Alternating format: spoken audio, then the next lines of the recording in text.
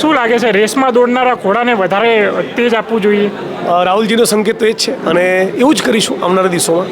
ગુજરાતની જનતાને એક પ્રાણ પ્રશ્નને ઉપાડીશું તો ડેફિનેટલી જન સમર્થન પણ પ્રાપ્ત થશે અને આવનારા દિવસોમાં તમને ગુજરાત કોંગ્રેસની બહુ એગ્રેસિવ બેટિંગ જોવા મળશે.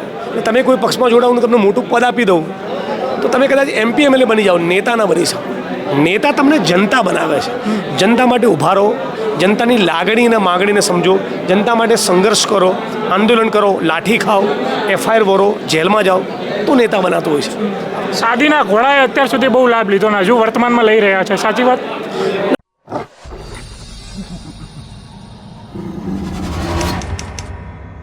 સાથીઓ, ભારતીય જનતા પાર્ટીના યુવા મોરચા દ્વારા જે કોંગ્રેસના કાર્યાલય ઉપર જે પથ્થરમારો થયો એની અંદર ઘણા લોકોને ઈજા થઈ અને આજે એને અનુસંધાને રાહુલ ગાંધી કોંગ્રેસ કાર્યાલયે આવ્યા હતા.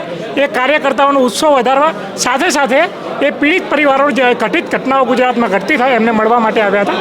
આપણે એ બાબતે ક્રાંતિ માર્ગે જિજ્ઞેશભાઈ જોડાયા છે, જિજ્ઞેશભાઈ મેવાણી. જિજ્ઞેશભાઈ, આજે રાહુલ ગાંધી આવ્યા છે, શું કહેવું છે આ મુદ્દે જે પથ્થરમારો થયો છે? સૌ પ્રથમ તો તમારી ચેનલના ક્રાંતિ માર્ગના સૌ વ્યુઅર્સને, સૌ દર્શકોને જણાવું કે અમારા સાથી પત્રકારે બહુ જબરદસ્ત એ દિવસે હિંમત બતાવી. પોતે અથડામણનો ભોગ બને એની પરવા કર્યા વગર પોલીસને બહુ તીખા સવાલો પૂછ્યા. એમણે બહુ સરસ સવાલ તમે પૂછેલો કે આ તાંડવ તમારી હાજરીમાં કેમ ચાલી રહ્યું છે. આપ સૌ મિત્રો એ વાતના સાક્ષી છો કે કોંગ્રેસ પક્ષના કાર્યાલય ઉપર બહુ જબરદસ્ત પથ્થરમારો કરવામાં આવ્યો અને એવું કશું કરવાનું કારણ નહોતું. એક કાયદો અને બંધારણને હાથમાં લેવાની વાત હતી. અને ફરી એકવાર કહું કે RSS, BJP, નરેન્દ્ર મોદી એ ફક્ત એક જ વસ્તુ જાણે છે, એ છે ધર્મની રાજનીતિ. ગુજરાત અને દેશની જનતાએ એમાંથી જાગવું જોઈએ. અગ્નિકાંડના પીડિતોમાંથી લગભગ દરેક વ્યક્તિ હિન્દુ છે.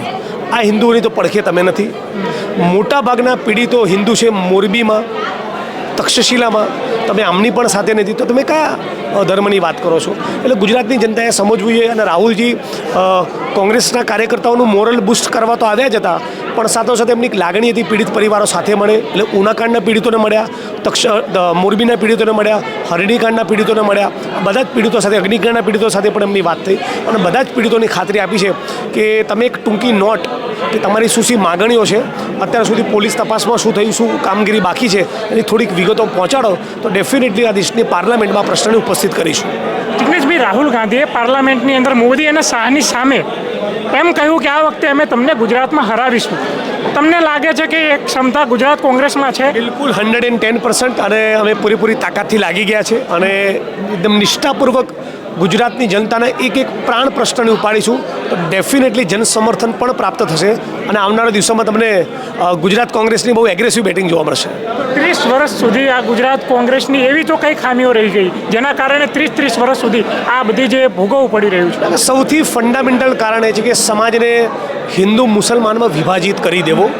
આ RSS, BJP અને નરેન્દ્ર મોદીની રાજનીતિ રહી છે, કોમવાદી રાજનીતિ, ભાઈને ભાઈથી લડાવવાની રાજનીતિ. તો ઇતિહાસમાં ઘણીવાર એવા પડાવ આવતા હોય છે કે ટેમ્પરરી અમુક સમયગાળા પૂરતી દરાર, એક તિરાડ પડતી હોય છે, પણ બધા ભાઈ છે અને સમગ્ર ગુજરાતીઓ એક બનશે અને નરેન્દ્ર મોદી, BJP અને RSSની જે કોમવાદની રાજનીતિ છે એને જાકારો આપશે. આપણું શહેર અમદાવાદ એ વસંત અને રજતની ભૂમિ છે. હિન્દુસ્તાન એ કોમી એકતાની ભૂમિ છે. એ રામપ્રસાદ બિસ્મિલ અને અશફાકુલ્લા ખાનનું ભારત છે અને આ જ આપણી પરંપરા હોવી જોઈએ.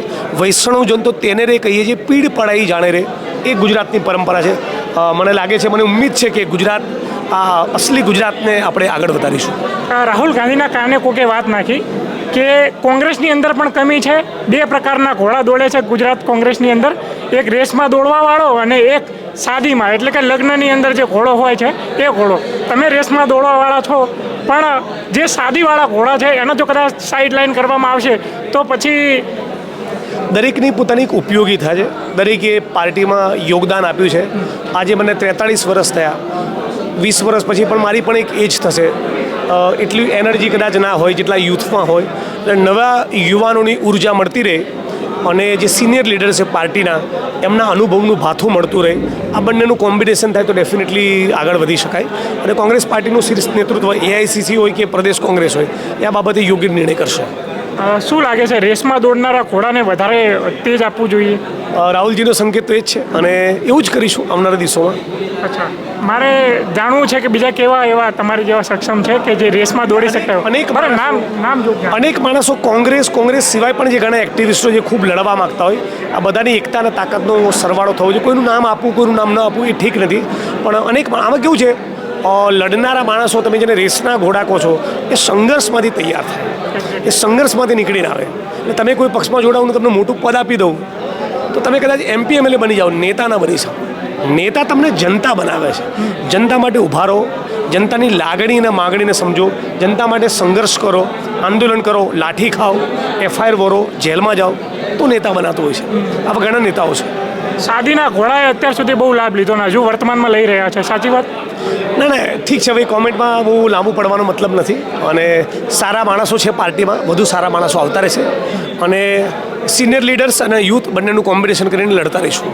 જિગ્નેશભાઈ, એક આખરી સવાલ, હવે પછીની રણનીતિ શું હશે જે હટકે હોવી જોઈએ? જેમ શું તમારા દિમાગમાં શું ચાલી રહ્યું? એ આજે તમને નહીં કહું, એ તમારા દર્શક મિત્રોને અમારી એક્શનમાં જોવા મળશે. અચ્છા જી, ધન્યવાદ જિગ્નેશભાઈ, ક્રાંતિ માર્ગે જોડાયા બદલ. આ હતા આપણી સાથે જિગ્નેશભાઈ મેવાણી, જેમને બેબાકીથી કોંગ્રેસની જે ખામીઓ હતી અને કોંગ્રેસની જે અત્યારની આગળની રણનીતિ છે એ પણ આપણી સામે રજૂ કરી અને એ એક્શનમાં મોડમાં જોવા મળ્યો છે. હવે તો સમય બતાવશે. ત્યાં સુધી જોતા રહો ક્રાંતિ માર્ગ, ઇન્કલાબ જિંદાબાદ.